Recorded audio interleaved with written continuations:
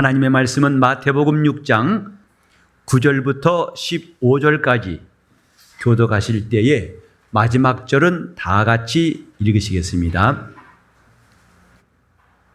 그러므로 너희는 이렇게 기도하라. 하늘에 계신 우리 아버지여, 이름이 거룩히 여김을 받으시오며 나라의 임하옵시며 뜻이 하늘에서 이룬 것 같이 땅에서도 이루어지이다. 오늘날 우리에게 일용할 양식을 주옵시고 우리가 우리에게 죄 지은 자를 사하여 준 것 같이 우리 죄를 사하여 주옵시고 우리를 시험에 들게 하지 마옵시고 다만 악에서 구하옵소서. 나라와 권세와 영광이 아버지께 영원히 싸움나이다. 아멘.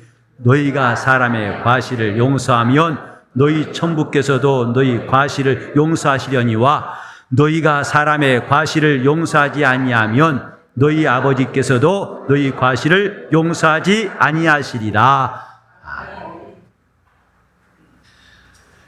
하나님께서 우리에게 하나님의 믿음을 주셨다는 것, 이것이 성경이 가르치는 바입니다. 사람마다 믿음이 있지만 성경은 하나님의 믿음을 가지라, 이렇게 마가복음 11장 22절에 말씀하고 있습니다. 그를 믿으려면 알아야 믿을 수 있죠. 하나님이 우리에게 믿음을 주시기 위해서 우리에게 자기를 알게 하셨습니다. 하나님이 노아에게 자기를 알게 하시고 아브라함에게 알게 하시고 다윗에게 알게 하시고 수많은 믿음의 선진들에게 하나님이 자기를 알게 하신 이야기, 이것이 성경입니다. 그러므로 우리가 이 성경에서 얻는 믿음은 오늘도 하나님은 자기를 우리에게 알리시는 분이다.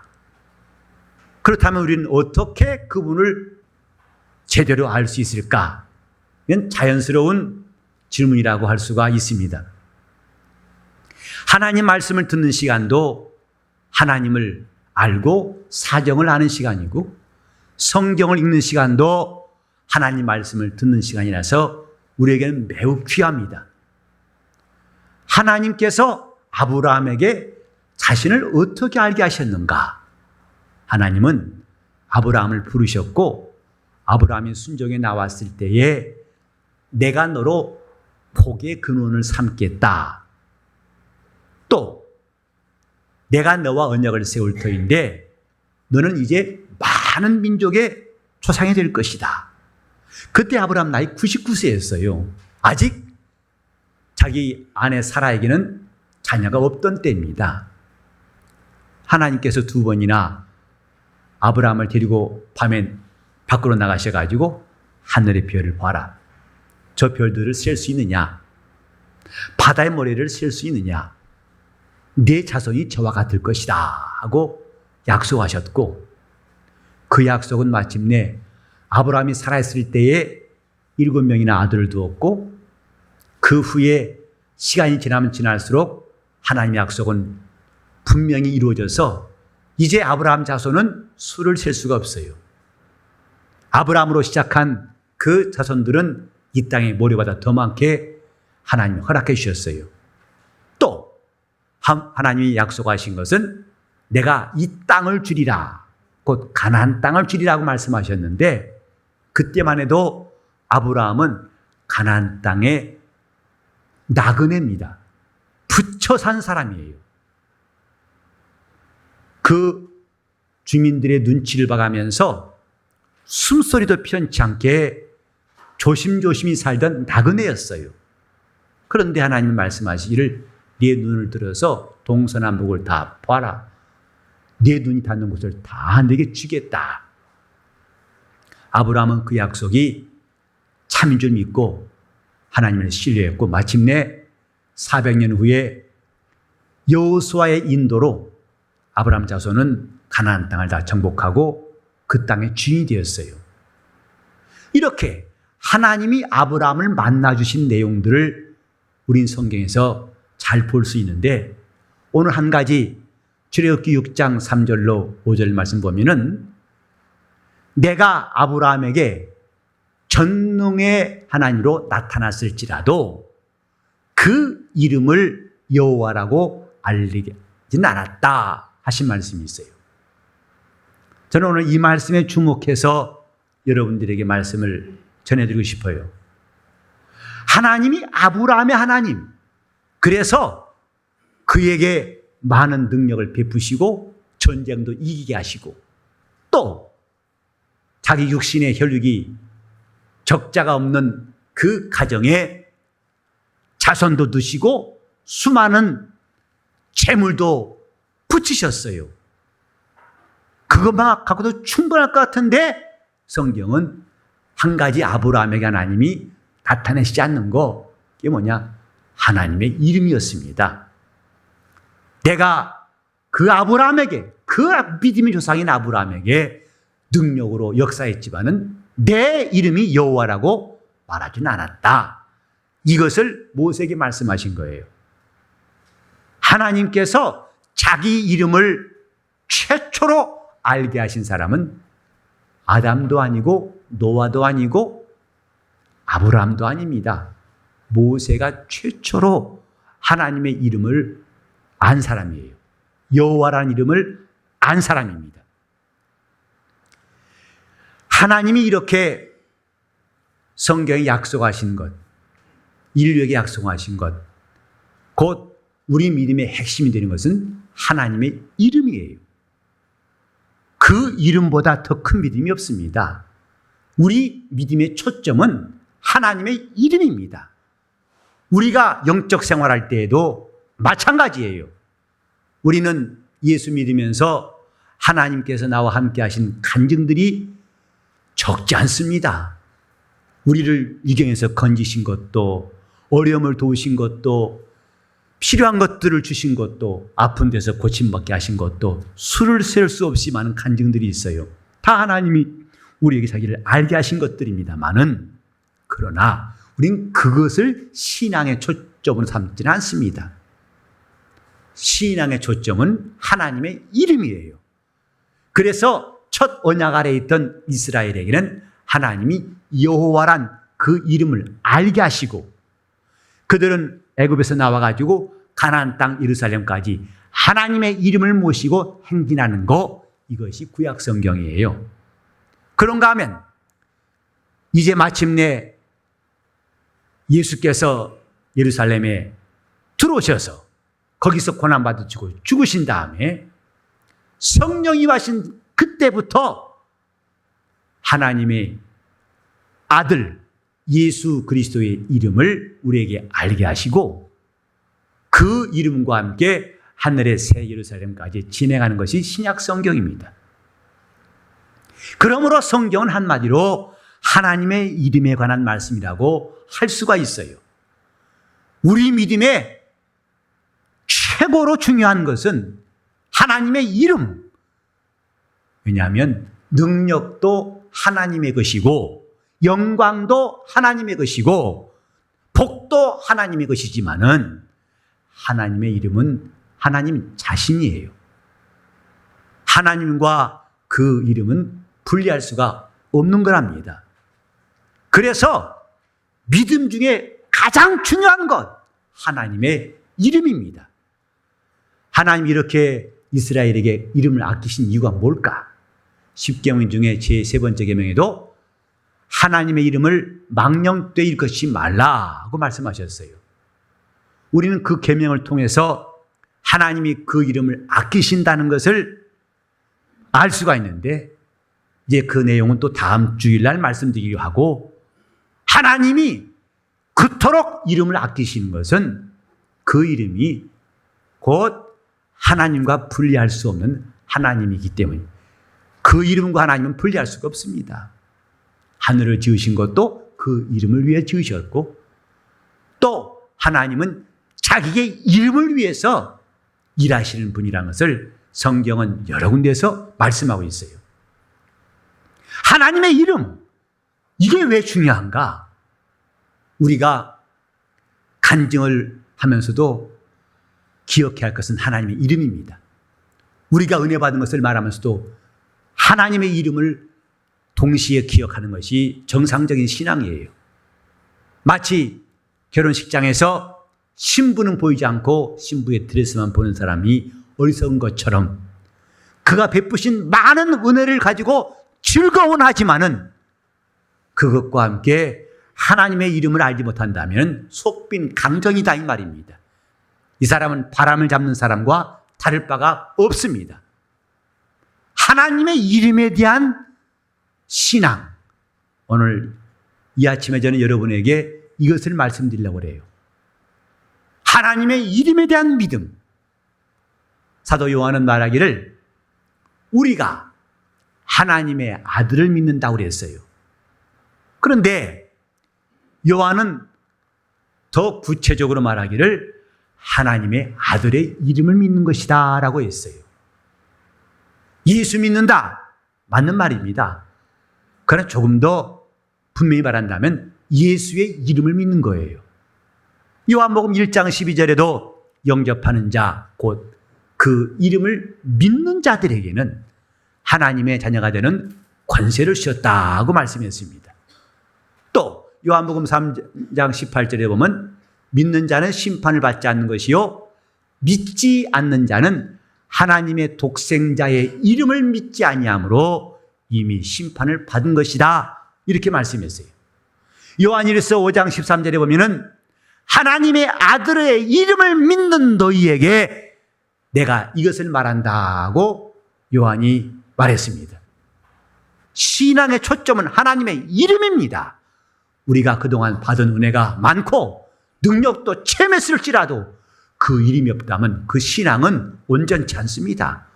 하나님의 이름에 대한 관심, 그 이름의 가치와 영광과 명예를 아는 것은 신앙생활의 핵심이라고 할 수 있습니다.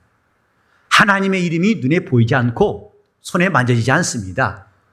그러나 그 이름이 얼마나 위대하고 능력이 있다는 것을 성경은 수많은 사건을 통해서 말씀하고 있는데 저는 잠깐 다윗과 골리앗 이야기를 말씀드리려고 해요. 사무엘상 17장 45절로 47절에 보면 골리앗과 맞선 다윗의 말을 볼 수가 있습니다. 그 당시에 골리앗과 다윗이라는 싸움은 누구도 성립할 수 없는 싸움. 이건 말도 안 되는 싸움입니다. 그래서 형들도 다윗의 형들도 그를 꾸짖었어요. 너 정신 차리라고. 너 미쳤냐? 어떻게 다윗아 네가 골리앗과 싸우느냐? 적수가 안 된다. 그 사울 왕도 그 다윗의 용기에 감탄해서 전쟁에 나가면 허락했지만 그래도 무장은 해야 하지 않겠느냐 해서 갑옷을 입혔어요. 하지만 입어보다가 왕이시여 도무지 불편해서 안 되겠습니다. 차라리 입지 않는 게 낫겠습니다. 해서 벗어버리고 다윗은 다만 그 시냇가에 가가지고 물맷돌을 주어서 그거 가지고 골리앗과 싸우러 갔어요. 그때 몇 개를 주었는지 아세요? 물맷돌 대개 3개라고 하는 건 기가 막히게 공통적입니다. 주일학교에서 선생님들이 설교할 때마다 다윗은 가가지고 냇가에서 아주 매끈매끈 잘 다듬어진 물맷돌 딱 3개를 주었어요. 왜 3개인지 아세요? 믿음, 사랑, 소망이라는 거예요. 근데 제가 아무리 눈 씻고 봐도 3개는 안 보여요. 5개입니다. 17장 40절에 오면 물맷돌 5개를 주었다고 했어요. 3개와 5개가 중요한 게 아니에요. 물맷돌 때문에 다윗이 이긴 것도 아니고 다윗이 호기롭게 속된 말로 깡다구로 이긴 것도 아닙니다.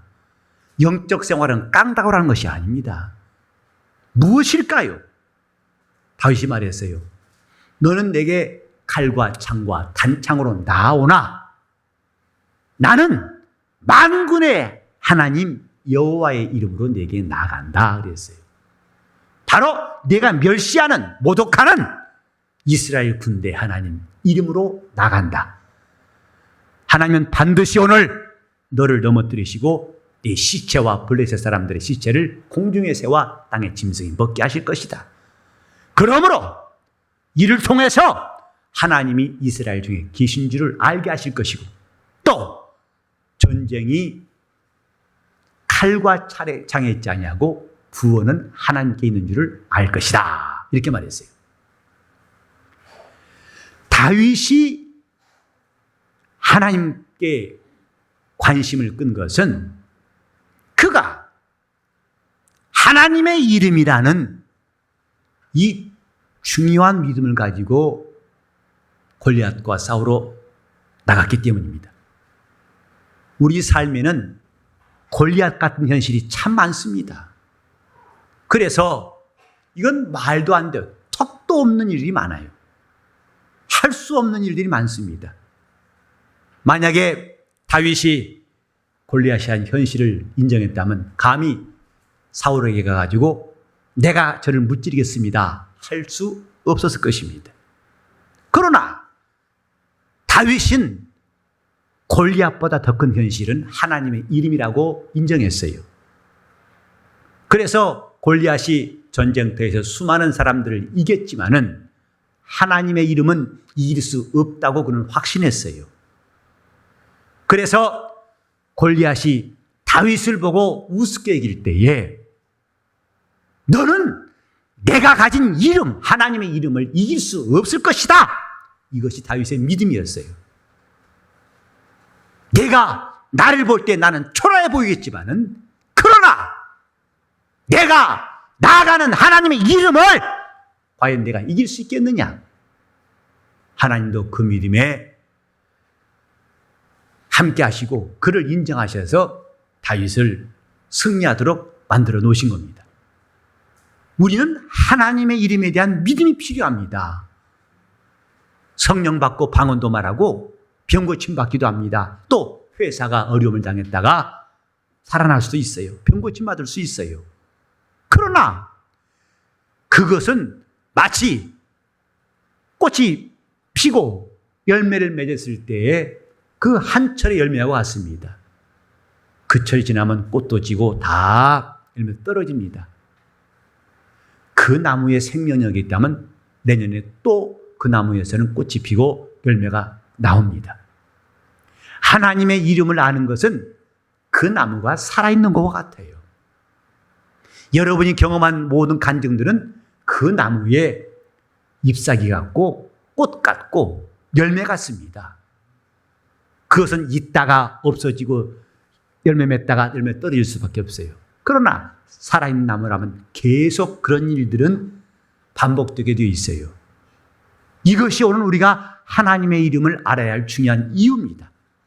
은혜 받은 것도 많이 있겠지만은 하나님의 살아계신 것을 많이 배웠겠지만은 신앙의 초점 하나님의 이름이라는 것, 그 이름이 있는 신앙은 하나님이 보증하시고 함께 하신다는 것, 이것을 기억해야 됩니다.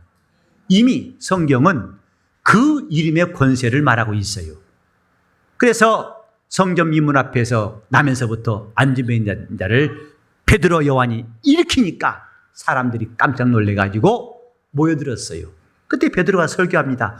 어찌해서 이 일 보고 신기하고 우리를 주목하느냐.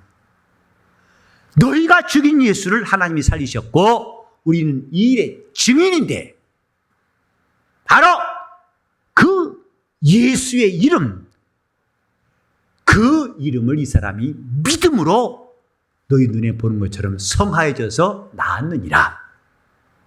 곧 예수께로 말미암아 난 믿음이 저를 낫게 했다고 베드로가 설교했어요.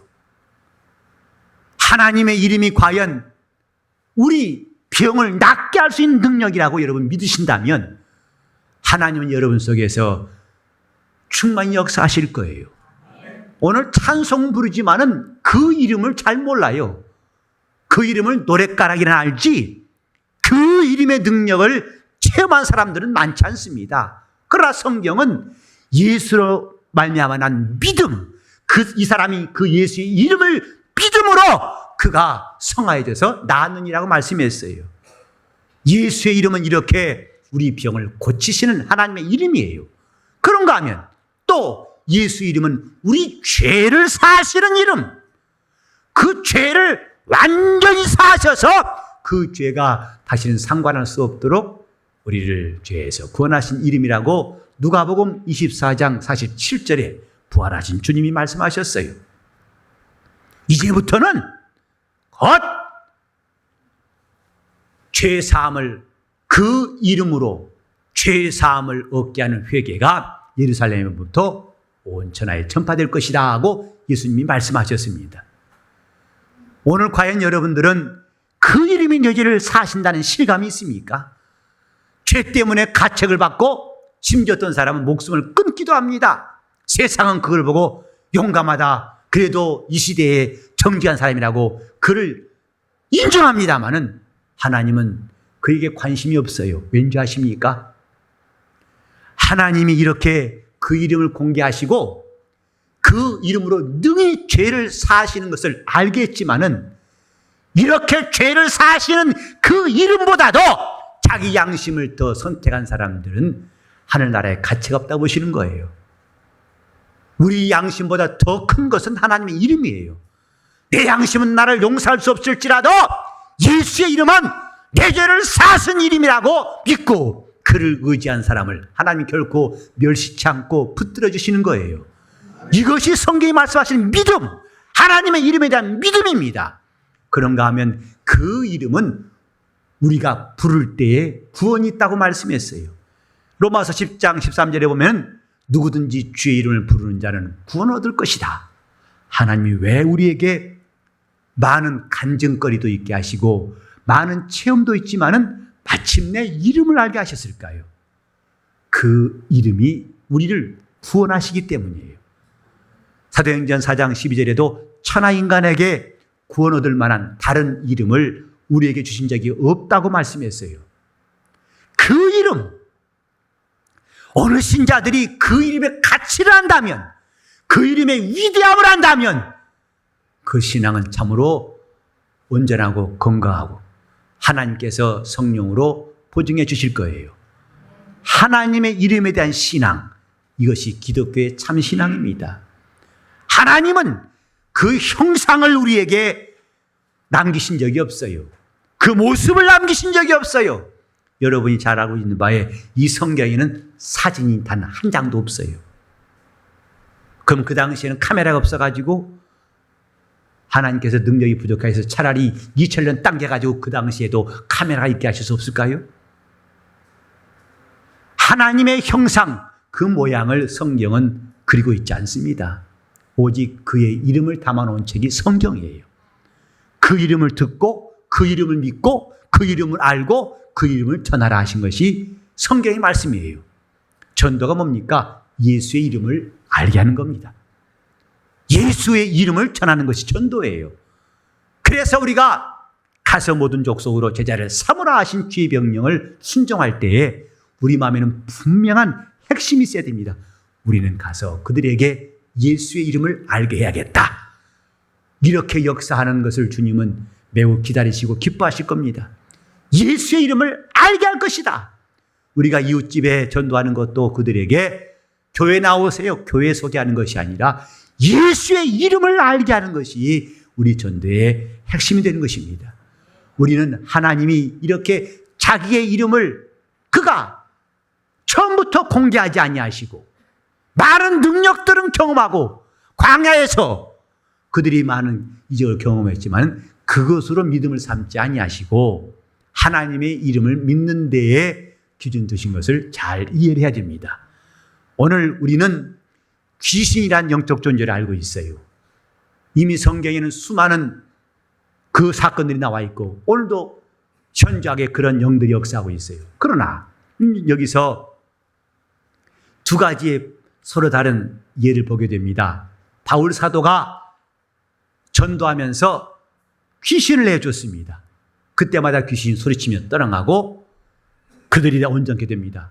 이걸 보고서 스게와 제사장의 아들들도 따라서 흉내를 내봤다고 그랬죠. 그래서 내가 바울이 피행자는 예수 이름을 명한다. 귀신아 나오라. 그때에 귀신이 소리치며 내가 바울도 알고 예수도 아는데 넌 누구냐 하고 달려들어서 옷을 벗겨버리더라고 그랬어요. 왜 바울의 말은 듣고 귀신은 떨었는데 이 스게와 제사장의 아들들의 말은 귀신이 무시하고 조롱했을까요? 예수의 이름을 아는 사람과 모르는 사람은 분명한 차이가 있습니다.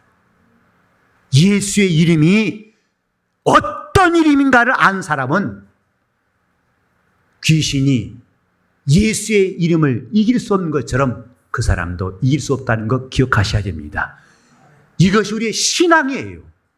나에게 예수 이름이 있도록, 나에게 그 이름이 충만하도록 우리는 하나님 앞에 말씀을 들을 때에도 또 말씀 배우고 진리에 순종할 때도 열심을 내는 것 참 중요합니다. 우리 교회는 예수의 이름이 충만했으면 좋겠어요. 가정마다 그 이름이 충만하여서 그 이름이 거침없이 나올 수 있는 교회, 이것이 주님이 세우시려는 교회입니다. 내가 이 반석에 내 교회를 세우리라. 어떤 교회입니까? 하나님의 비밀이신 예수의 이름을 담고 있는 교회입니다. 우리 교회가 하나님의 비밀인 예수 이름이 있다면 하나님 우리 교회를 앞으로도 많이 쓰실 거예요. 여러분들을 더 귀히 쓰시고 함께 하실 것입니다. 그것은 그 이름을 하나님이 귀히 여기시기 때문에 이름을 모시고 있는 우리 영혼도 하나님이 함께 귀하게 여기시기 때문입니다.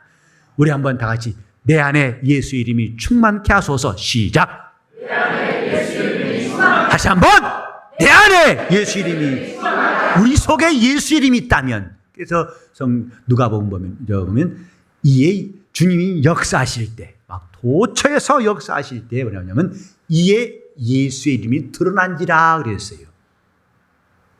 도처에서 이적이 있고 병이 낫고 귀신이 나고 어마어마한 역사가 일어나는 것을 한마디로 이에 예수의 이름이 드러난지라.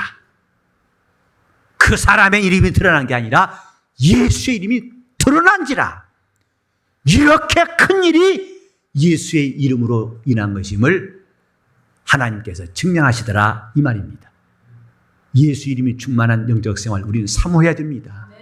그 성경에도 너희는 그 이름으로 말하라 그랬어요. 그 이름으로 노래하고 그 이름으로 감사하고 범사에 예수의 이름으로 하라고 사도 바울은 골로새서에서 말씀하고 있어요.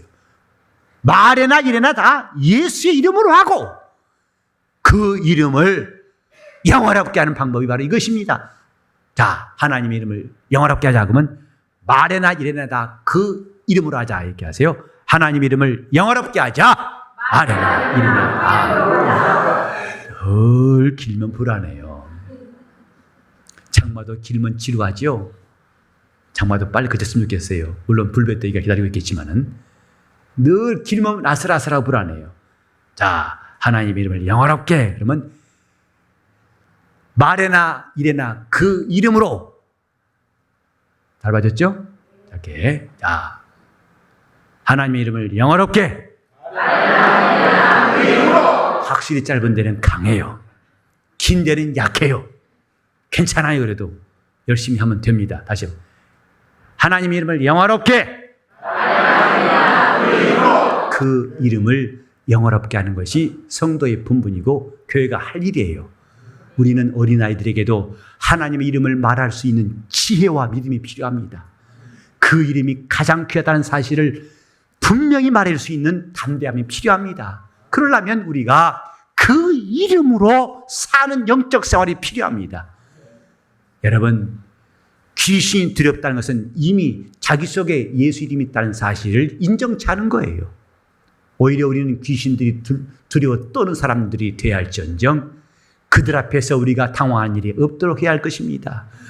하나님이 주신 이 예수의 이름, 내 안에 예수 이름이 충만하도록 그래 기도할 때에도 그 이름으로 기도하라 하셨으니 얼마나 감사하고, 또 우리가 행할 때에도 그 이름으로 행하라. 우리는 혹시 길 가다가 누가 구걸할 때에 몇 푼 주더라도 내가 착한 사람이니까 그냥 못 지나가지 하고 주는 것보다도 예수의 이름으로 하는 것이 훨씬 낫습니다. 예수의 이름으로 감사하고 예수의 이름으로 순종하고 예수 이름으로 봉사하는 것, 이건 정말 자기 영혼이 행복한 길이라는 것을 기억해야 할 것입니다. 다시 한번 내 속에 예수 이름이 충만케 하소서. 시작. 내 속에 한 번 더 할 때는 내 가정에 예수 이름이 충만케 해달라고. 시작. 내 가정에 예수 이름이.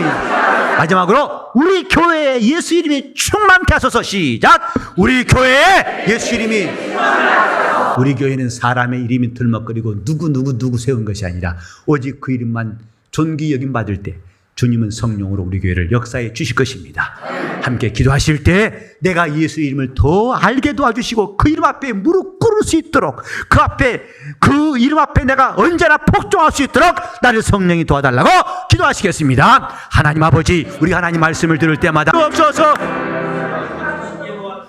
하나님 아버지, 우리 신앙생활이 더 이상 방황치 않게 하시고 혼란을 그치게 도와 주시옵소서. 그래서 헛된 것을 찾고 우상을 찾는 마음의 그늘이 다 사라지게 도와 주시옵시고 오직 우리 앞에 예수의 이름이 있음을 알고 그 이름을 아는데 열심을 내게 도와 주시옵소서.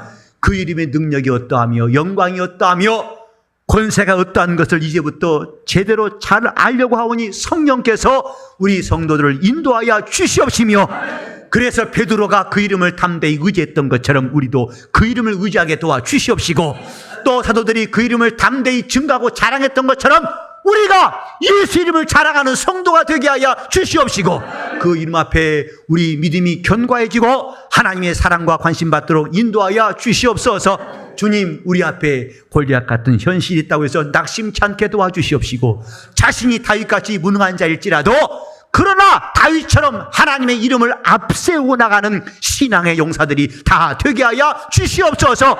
하나님 아버지, 세상 그 어떤 것, 그래서 예수 이름은 하늘에 있는 것들도 이길 수가 없고 땅에 있는 것들도 이길 수가 없고 땅 아래에 있는 그 어떤 것도 그 이름을 이길 수 없어 오히려 그 이름 앞에 무릎 꿇게 하셨다고 성경 기록하였사오니 이 크신 이름을 모시고 하는 성도들을 성령이 역사하시고 담대하게 도와 주시옵소서. 예수 이름 받들어 기도 올리옵나이다.